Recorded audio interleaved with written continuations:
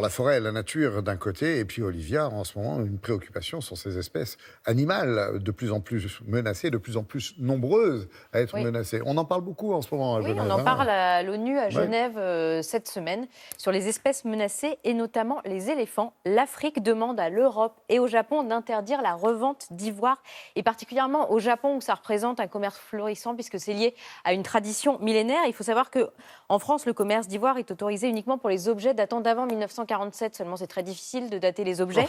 Voilà. Le commerce international, lui, d'ivoire est interdit depuis 89. Seulement, dans les faits, aujourd'hui, sur le continent africain, 2 éléphants sur 3 meurent à cause du braconnage. Il y en avait plusieurs millions au début du XXe siècle. Aujourd'hui, ils ne sont plus que 400 000. Enfin, et encore, c'est des chiffres de 2015. Il y a 8 pays africains qui sont très impliqués, parmi lesquels le Burkina Faso, la Côte d'Ivoire Exactement. ou encore le Kenya. Et au Kenya, ils prennent ça très au sérieux. La semaine dernière, une touriste espagnole qui portait un bracelet en ivoire a dû s'acquitter d'une amende de plus de 8 000 euros. Très Voilà. bien. Ils ne plaisantent plus avec ça et c'est très bien. Il n'y a qu'en durcissant les règles que... Merci d'avoir cité ce petit pays, le Burkina Faso, qui fait beaucoup d'efforts en termes de liaison forestière entre les parcs nationaux, les parcs privés. Et c'est là d'ailleurs où les troupeaux et le nombre d'individus, d'éléphants par troupeau, a sacrément augmenté ces derniers temps. C'est une bonne nouvelle, la défense des éléphants.